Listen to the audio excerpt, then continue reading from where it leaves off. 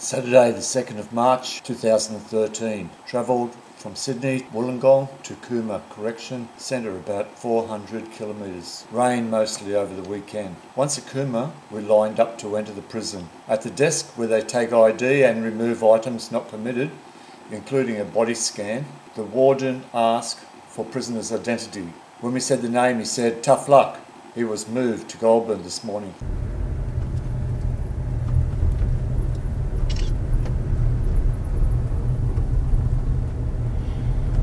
That's where he is. Yeah, that's where he is. That's where he'll be for another few months. One way. Can't go back there, John. We've got to go home. Just here. I know. I'm not going to say any names because if I put this on YouTube, I'd like to keep it name-free. So to make matters a little bit more complicated, the day before Colin had lost his mobile phone, so he did not know where that was. So we had to go back to his farm, which was 90 kilometres from Cooma, before we could make the first telephone call. And we made that telephone call to Goulburn Jail, and they said they did not know if the prisoner was there, that it was necessary for us to telephone Sydney.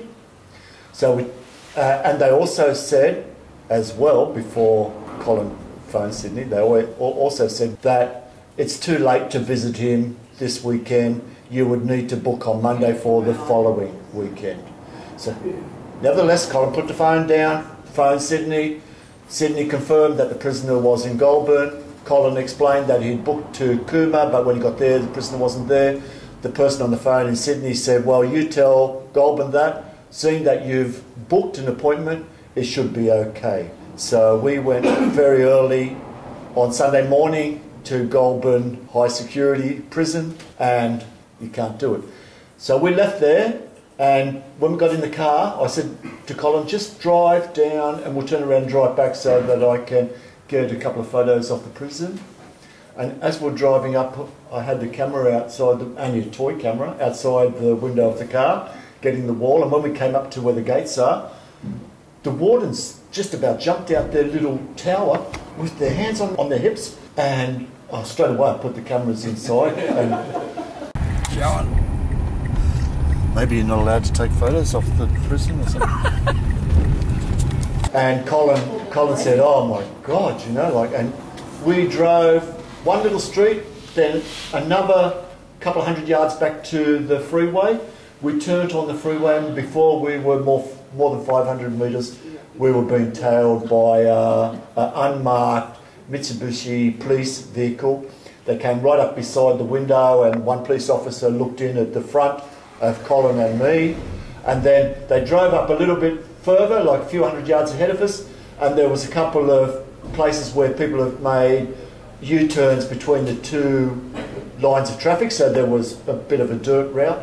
They turned up and they turned the vehicle on such a way that the driver could look back and see the car, and you could see his police cap on. But Colin bip, bip, bip, bip the horn and gave him a wave as we went past.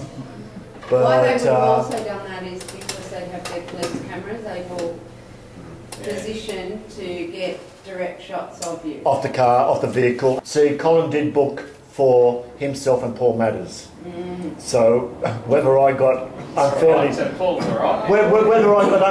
picked on, I've been barred from finding information through normal procedures through our government, through freedom of information, everything.